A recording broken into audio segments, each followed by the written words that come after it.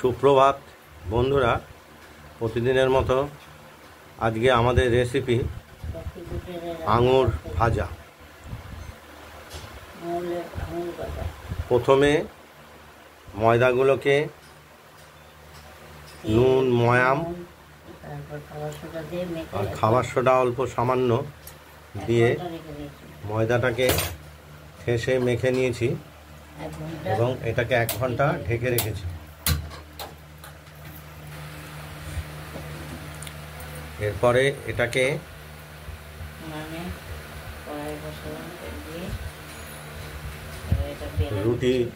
রুটি বেলনার চাটকিতে বেলে এটাকে সরু সরু আঙুর ভাজার মতো করে নিয়েছি কেটে।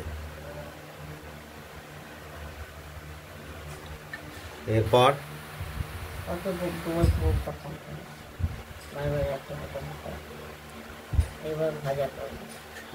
কড়াইতে তেল গরম করেছি। এই গরম তেলে আমরা লাল করে ভেজে নেব এই আঙুর ভাজাগুলোকে। দেখতেই পাচ্ছেন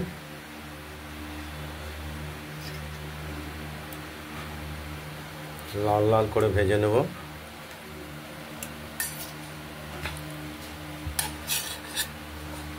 আরেকটা পাত্রে রস জাল দিয়ে রেখেছি। এটার মধ্যে লাল করে ভেজে এই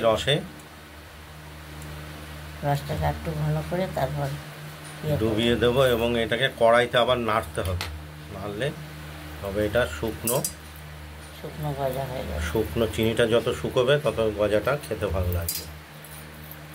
দেখতে থাকুন আপনারা। এর জন্য তেলটা ছেড়ে দিই।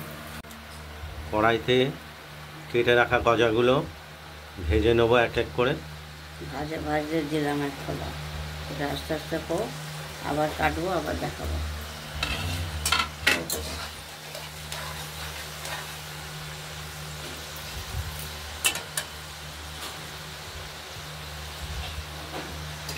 আচ্ছা, ভাজতে একটু সময় লাগবে।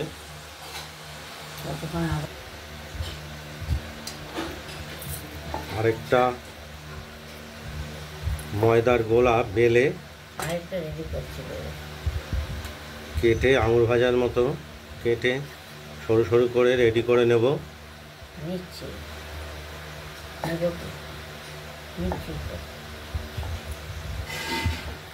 দেখতে থাকুন।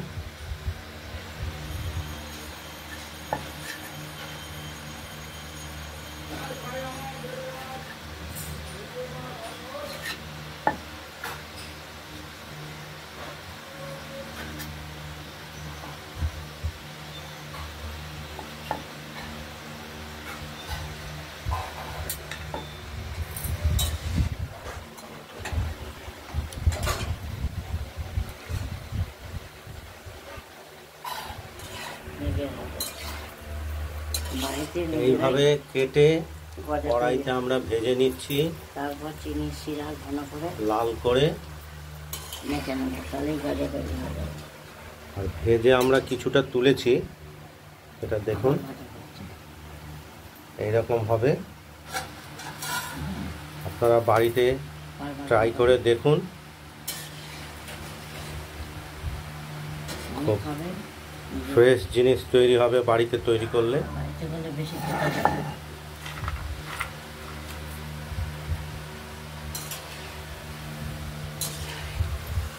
এগুলো ভাজা হচ্ছে, এইভাবে আমরা ভেজে নেব পরপর। তাড়াতাড়ি ভাজলে ভেতরে ভাজা হবে না, একটু সেই জন্য ঝিমে আছে, হালকা আছে, আস্তে ভাজতে হবে। আর এতে আমরা তেলটা ব্যবহার করেছি সূর্যমুখীর তেল। সূর্যমুখীর তেলটায় কোনো গন্ধ হয় না ভাজলে।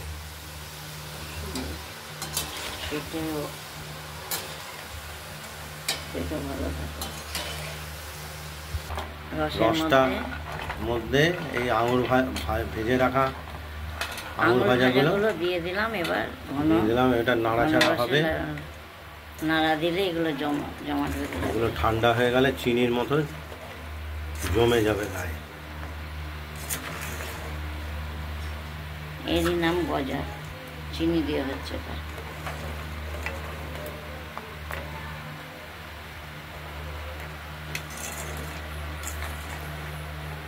গজা তৈরি রেডি।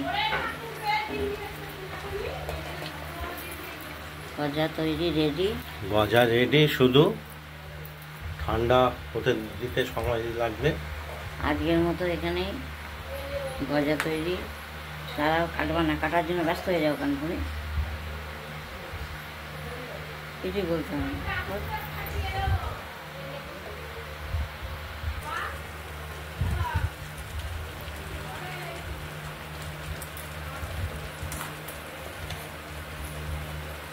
গজা তৈরি হয়ে গেছে।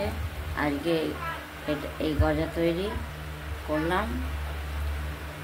ভালো থাকবেন, সুস্থ থাকবেন, আর আমাদের পাশে থাকবেন। এইভাবেই করে খেয়ে দেখবেন, কমেন্ট করবেন, সাবস্ক্রাইব করবেন, আর পাশের বেলবানটি বাজিয়ে দেবেন। আবার নতুন নতুন রেসিপি দেখাবো।